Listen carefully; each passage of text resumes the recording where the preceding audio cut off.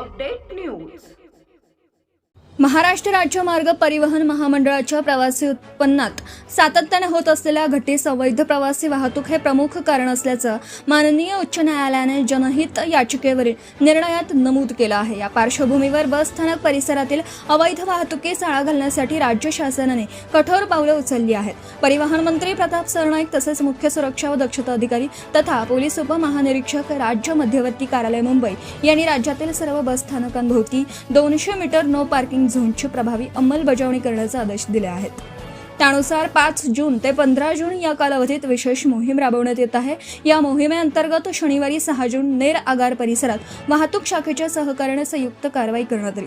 बस स्थानक परिसरात अवैधरित्या प्रवासी चढउतार करणाऱ्या तसेच नो पार्किंग झोनचे उल्लंघन करणाऱ्या 6 वाहनांवर दंडात्मक कारवाई करण्यात आली। या कारवाई दरम्यान सहाय्यक सुरक्षा निरीक्षक रणजित कापसे, सहाय्यक सुरक्षा निरीक्षक मयूर गोल्हर, आगार व्यवस्थापक निलेश मोकळकर, मारुती साखरकर, पंकज बांबुर्डे, नितीन चव्हाण, विष्णू कुईटे, शेख बशीर आदी उपस्थित होते। अवैध प्रवासी वाहतुकीमुळे महामंडळाच्या उत्पन्नावर विपरीत परिणाम होत असून अशा प्रकारच्या कारवाया पुढील काळातही सातत्याने सुरू राहणार असल्याची माहिती संबंधित अधिकाऱ्यांनी दिली।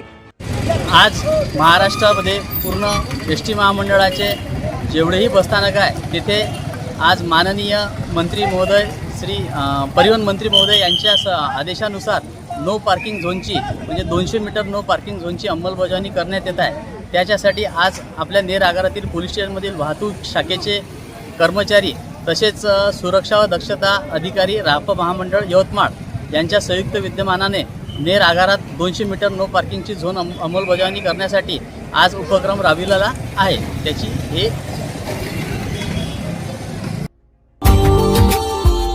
Subscribe now and press the bell icon. Never miss an update.